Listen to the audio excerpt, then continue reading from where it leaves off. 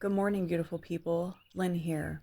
Today, we're doing something super simple that helps calm and regulate a neurodivergent brain and nervous system. And as always, it's completely free. We're going for a walk. That's it. No complicated routine, no equipment, no trying to optimize every second of your existence. We're just going outside for about 20 minutes, moving our bodies, noticing what's around us, and giving our brains and nervous system a chance to settle into the day. So, if you're following along with me, get comfortable, step outside, and start walking at whatever pace feels good for your body. There's absolutely no prize for speed walking, but if you want to make it fun like that, you can. I absolutely love doing that myself. Let's begin. For the first couple of minutes, don't try to do anything. Seriously, just stand in place and observe everything. Now, begin to walk. Notice your feet hitting the ground. Notice the temperature in the air. Notice the sunlight, if there is sunlight. Maybe you hear birds, insects, leaves moving, traffic in the distance, or somebody's deciding to sing at the top of their lungs as if all the world's a stage, because it is. But the point is, you don't have to block any of that out. Just notice it. You don't need to have your phone out scrolling through social media. This is about being completely present. One of the reasons why I love doing this in the morning is because it gives my brain somewhere gentle to put its attention. And there's actual science behind that. Let your brain look around. If you have an autistic or ADHD brain, you probably already know how much information your brain can process at once. It's a lot. Sometimes we're hyper-focused. Sometimes our attention is bouncing all around. Sometimes we've got 17 mental tabs open and one of them is playing music, but we can't figure out which one. And maybe it's all of them if you are like me. Nature gives our attention something called soft fascination. Instead of forcing your brain to concentrate on a screen, a conversation, work, or a bunch of competing demands, things like trees, clouds, sunlight, birds, and moving leaves gently capture your attention. Your brain gets to observe without having to work so hard. So, while you're walking, pick something around you. Maybe a tree, a flower, the sky, the way the sunlight is coming through the leaves. Don't analyze it, just look. Let your attention rest there for a few seconds. Then keep walking. Give your senses something gentle. Now, notice what you can hear. Don't search for anything, just listen. Nature has its own music in the form of patterns everywhere. The movement of branches, bird calls, the wind. For some neurodivergent people, natural sensory environments can feel a little more easier on the nervous system than environments filled with artificial light, screens, alarms, conversations, and unpredictable noise. Now, you don't have to consciously process everything you're hearing or seeing. Your nervous system is already receiving information from your environment. So, we're going to give it something gentler to pay attention to. Walk, look, listen, breathe. That's the practice. Let your body do some of the work. Now, bring your attention back to your body for a moment. Feel the rhythm of walking. Left, right,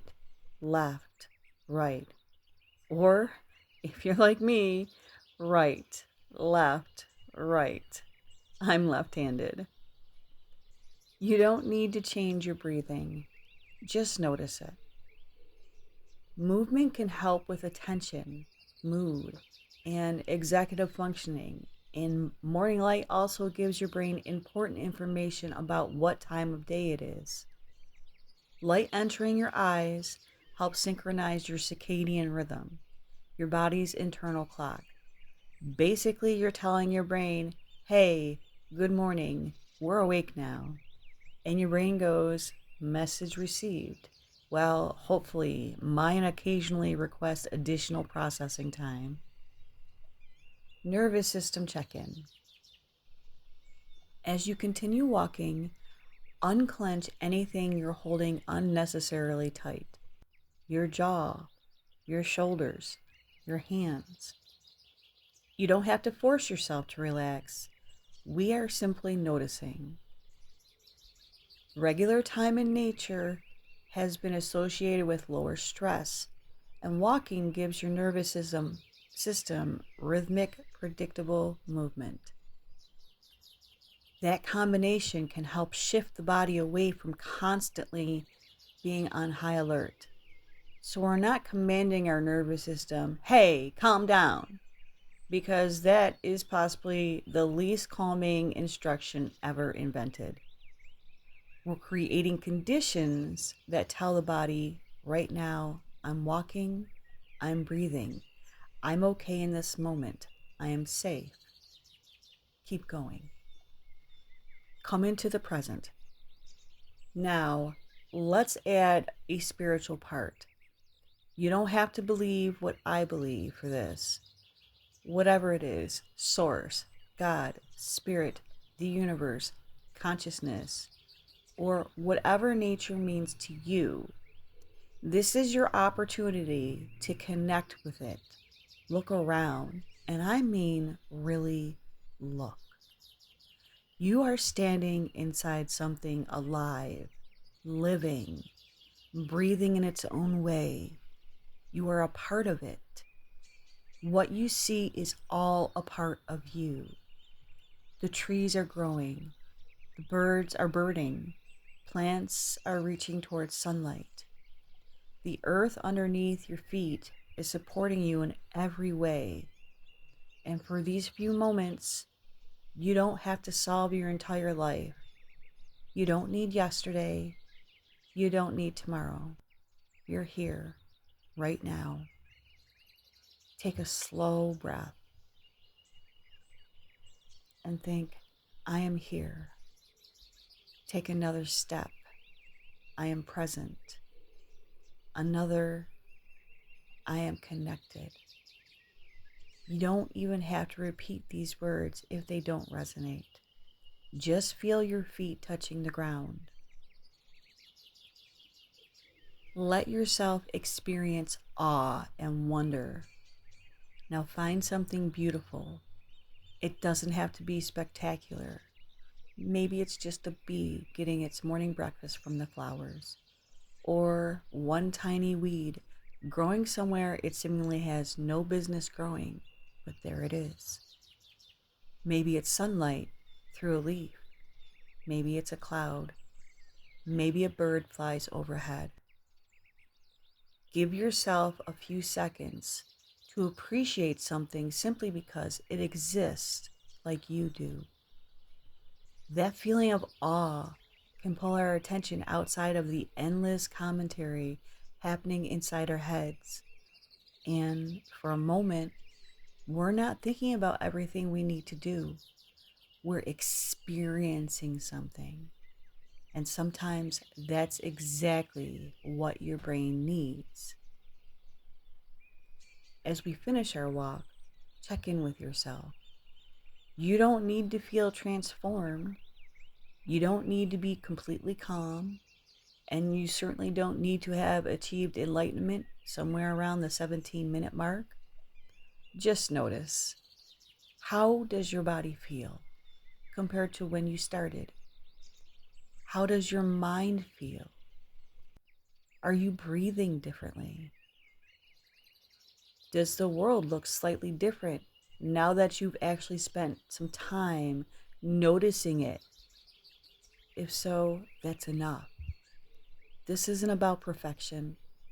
It's about giving ourselves small opportunities every day to work with our brains and nervous systems instead of constantly fighting against them. 20 minutes, movement, morning light, nature, presence, connection. Something incredibly ordinary can become incredibly valuable when we actually give it to ourselves and give our permission to experience and enjoy it. Take one last look around, one breath, and whatever the rest of your day looks like, carry a little bit of that moment with you.